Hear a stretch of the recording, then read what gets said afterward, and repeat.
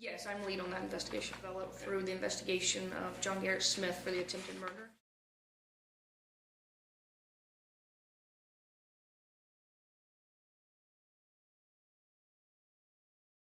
Mr. Beanie figured out that the inmate that introduced them was a con man. Apparently has not figured that out about Mr. Smith, and it is definitely my concern that given the violent nature of the original charge and the fact that Mr. Smith is looking at considerable incarceration time,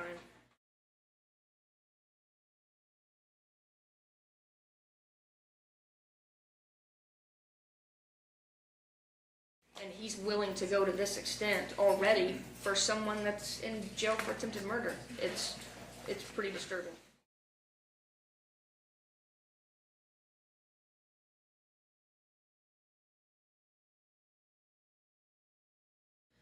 He's been charged with criminal impersonation.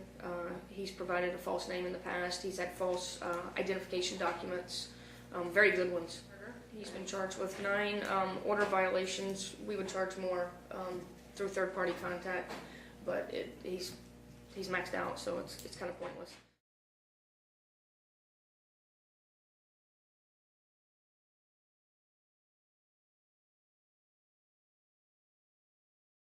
When Mr. Beanie came onto the scene, I tried to contact him to figure out what his connection was with Mr. Smith. I believe he did call me back, but we were never able to make contact.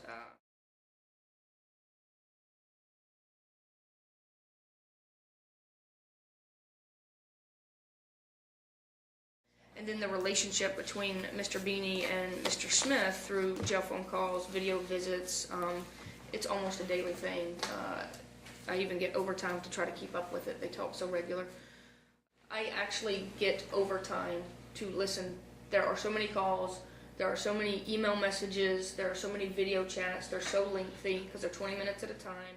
Some of them, like I said, I have to take overtime just to keep up with as often as they communicate. Mr. Beanie is very much a spokesperson for Mr. Smith in jail. Just based on your investigation, does it appear as though Mr. Beanie has in the last few months become somewhat of a proxy for John Garrett Smith on the outside world? Oh, absolutely. He's contacted. I will hear Garrett Smith tell him to do certain things, and within days those people are being contacted, those actions are happening.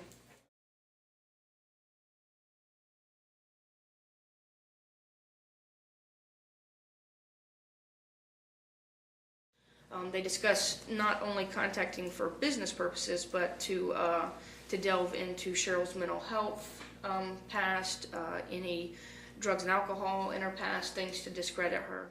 They specifically, Garrett directs Mr. Beanie to contact different family members, people that I've never heard of that I have to go back and ask Cheryl, who is this person? You didn't check into the background of Miss Smith?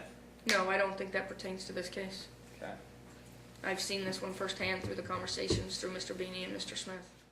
Anti-harassment or protection orders Miss Smith has filed during her entire life here in Washington? No, I'm concerned with this one because Mr. Beanie is a danger to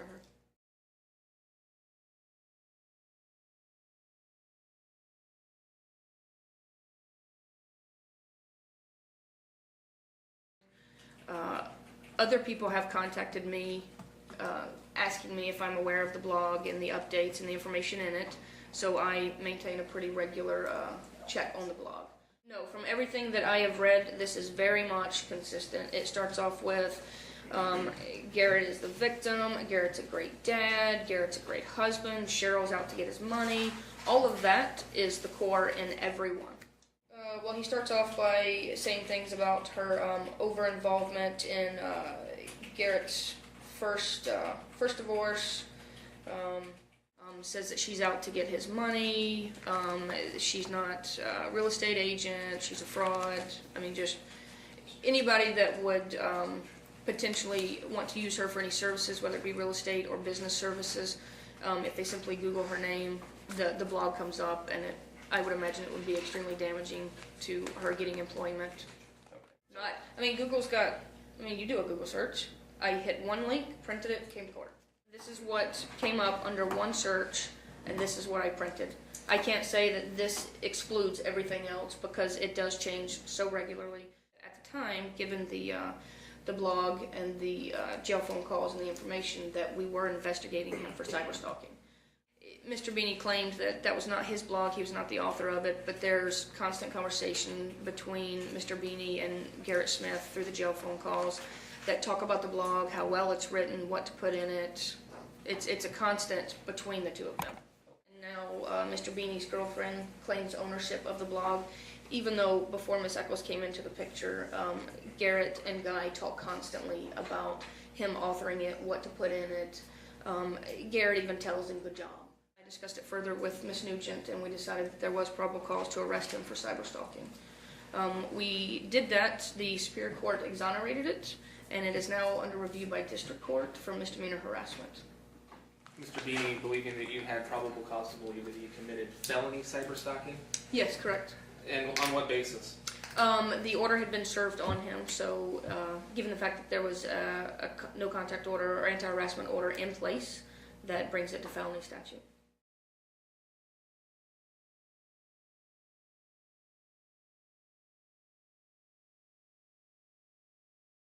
Were you able to submit a subpoena or gather any evidence that would indicate that Mr. Beanie is the author of the blog?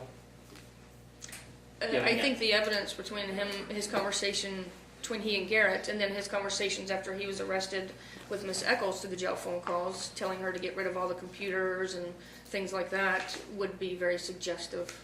If I need to get a subpoena, I can do that, just depending on how the criminal case proceeds with Mr. Beanie. But the conversations between him and Garrett make it extremely, extremely clear that he is the source behind this.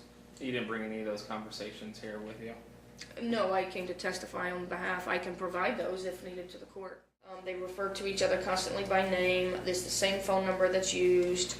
And then when they talk, obviously the conversation manifests into actions and who does those actions. It all shows, yes, there's not a single doubt in my mind that that is Mr. Beanie. The elements of cyberstalking. Well, I can't say that this one printout is what merits it. There have been many printouts. 27 pages. Do you want me to read through it like you asked? And Mr. McAleer, we're not here to investigate the cyberstalking issue. I can read this and...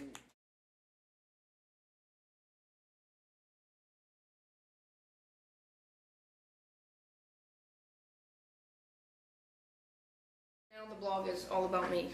It has moved focus from Cheryl to me and my policing history and my abuse of power and whatever negative can be said about me. So as the case progresses, things change. Yeah. Even updated ones, like I said, that now center around me. And have you ever listened to any other phone conversations regarding Mr. Beanie outside of jail phone calls? I'm not spying on him. I don't understand the question. I'm asking. I've listened. I mean, I can't tap Have you into his heard any phone. other phone calls other than a recorded jail phone call in which Mr. Beanie, which you've identified Mr. Beanie in? I don't think I understand the question. How would I?